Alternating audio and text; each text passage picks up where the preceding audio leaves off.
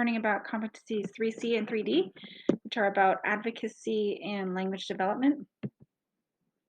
And so I think advocacy can be divided in what you can do in your classroom and then what you can do in a larger scale. So the first things I'm committed to in my classroom and just as an individual is continuing to challenge the deficit mentality and really confronting this idea of an outsider and low expectations. I think I thought I had a good relationship with my ELs, and I thought I did a good job supporting them, but I was supporting them in a way that wasn't seeing all of the richness that they bring. And I did see them as outsiders coming in. And I really want to shift the mentality to instead of reaching out and bringing students in, to stepping out, widening our circle, and encompassing a larger environment for the school.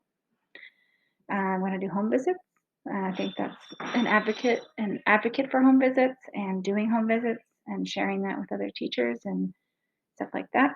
I don't want to make it sound like lots of teachers, I'm sure, are doing lots of things, but I want to make sure I'm connecting with teachers doing that as well.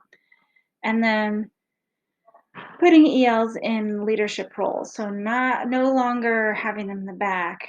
They're never in the back of the classroom, but like just bringing them forward and having leadership roles.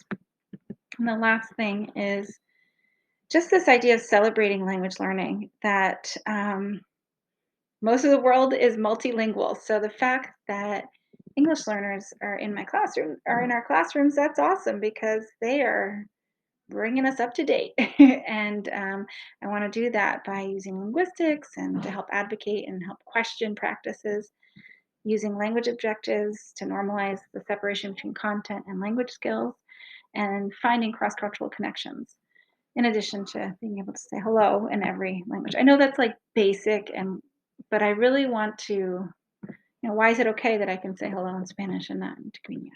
Should be able to do it in any language. And then on a larger level, it's just like advocating for more training for school-wide, asking about WIDA, what are we doing? Questioning that we have a pull-out model and why, if that's not effective, why are we doing it? We need to update and advocating for updates. So I think also there's a lot of language learning that's still out there. I certainly still held them like, oh, immersion's the best because that's how I was thrown into it, but it's not. And I want to continue to advocate and debunk and update, share what I know, what I've learned. Competency 3D was talking about language development, and I think it's important that we recognize our bias and we need to change perspective, kind of as shown as the image. It's not like one or the other. We're not seeing the whole picture and that one is right and one is wrong. It's about realizing that students use language all the time beyond the classroom. Life is language. And so we need to start to both incorporate that, but also be checking our biases and how we evaluate students. We know that there is a disproportionate representation of ELs in special education. And this makes me think, is it a disability of the student or an inability of the system for us to recognize how language works, the processes and the practices for learning new language, and just basically recognizing it's hard work, especially English.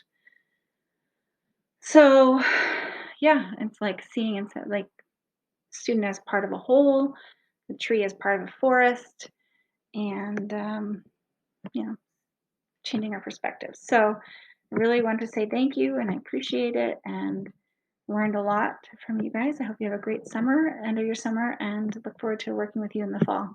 Okay, bye.